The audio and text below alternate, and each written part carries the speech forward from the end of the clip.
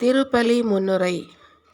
இறைமகன் யார் என்பதை கண்டுணர்ந்து அவர் வாழ்ந்து காட்டிய அன்பு நெறியை அனைவருக்கும் பகிர்ந்து அமைதியை ஏற்படுத்தும் நற்செய்தியாக வாழ்ந்திட இன்றைய திருப்பலி வழி இறைவன் நம்மை அழைக்கின்றார்.